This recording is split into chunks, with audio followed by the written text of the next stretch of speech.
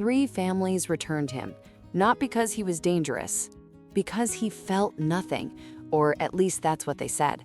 A 65-pound Belgian Malinois who spent 19 months facing the back wall of Kennel 7, not barking, not biting, just disappearing. The shelter had quietly run out of options. Then a woman brought him home, and 4 months later, a newborn baby did what no one else could. He had been returned 3 times, not because he was dangerous, not because he growled or lunged or gave anyone a reason to be afraid.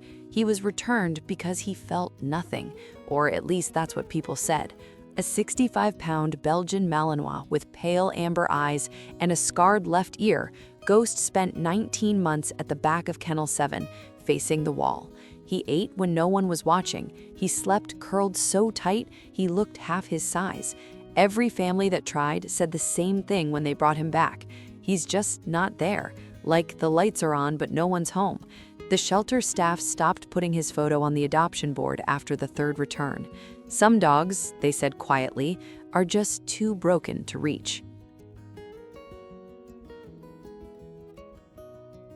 Ghost had never been socialized properly as a puppy. That much was clear from his file. He had been surrendered at 8 months old by an owner who said he was unmanageable, then passed through 2 more homes before landing at the shelter.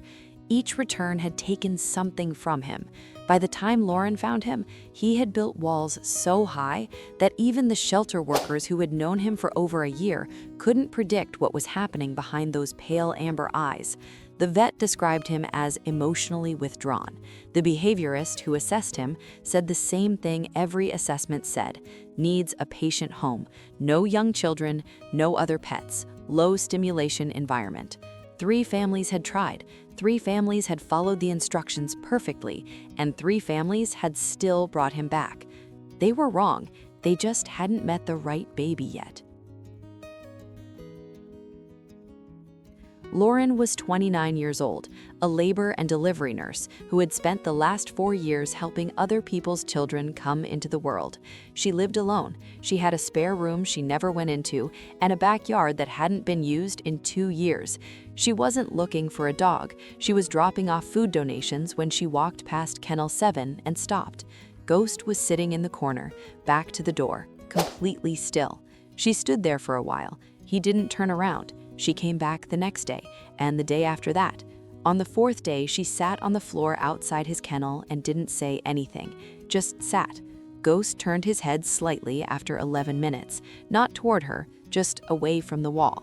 She signed the papers on a Friday. The first month was silence. Ghost didn't explore. He found one corner of the living room and claimed it and stayed there. He didn't approach Lauren. He didn't follow her. He accepted food placed near him, but never from her hand. He slept facing away.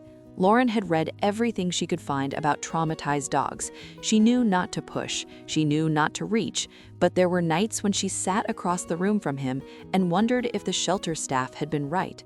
Then Lauren found out she was pregnant. She sat in her bathroom at 11:43 p.m. on a Tuesday, looked at the test, and cried. Not from sadness, from the weight of doing it alone. When she came out, Ghost was sitting in the hallway outside the bathroom door. He had never left his corner at night before. He didn't come close. He just sat there, 3 feet away, and looked at her. That was the first time she saw his eyes clearly. They weren't empty, they were weighted. I see you're still watching but haven't subscribed yet. That honestly stings a little. Hit subscribe.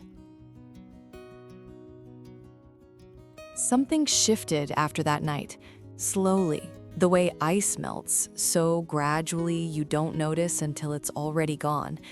Ghost started moving through the house. He would appear in whatever room Lauren was in and settle at a distance, never touching, never demanding, just present. When she had bad mornings in the first trimester, he would lie near the bathroom door. When she cried, which happened more than she expected, he would position himself between her and the room's entrance, not touching, just there. By month 5, he had closed the distance to 3 feet. By month 6, he was sleeping at the foot of her bed. He still didn't seek contact, but he stopped flinching when she walked past him. That was everything.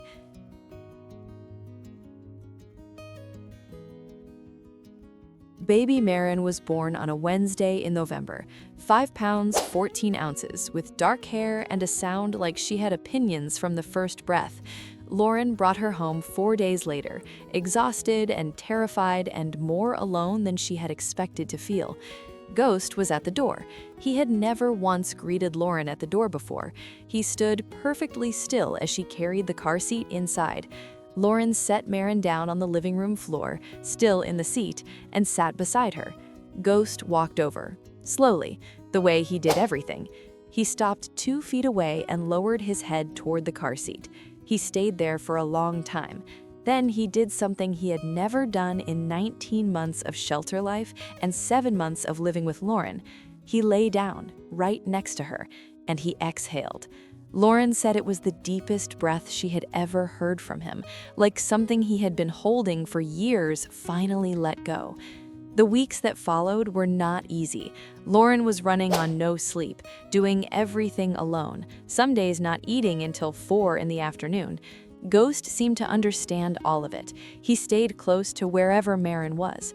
When Marin cried at night, he would stand and pace quietly near the crib until Lauren came. He never once startled at her sounds, even when she screamed at full volume at 2 a.m. For a dog who had flinched at footsteps, he absorbed every sound Marin made without blinking.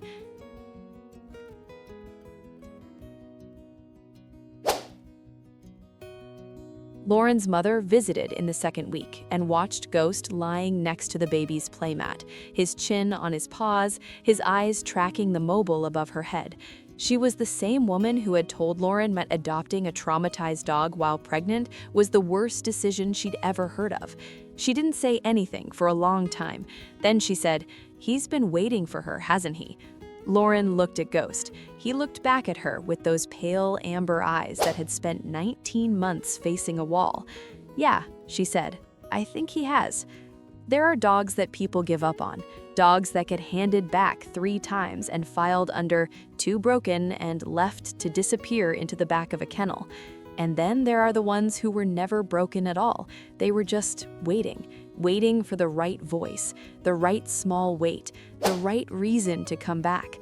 Ghost didn't need fixing. He needed Marin. And Marin, whether she knew it yet or not, needed him.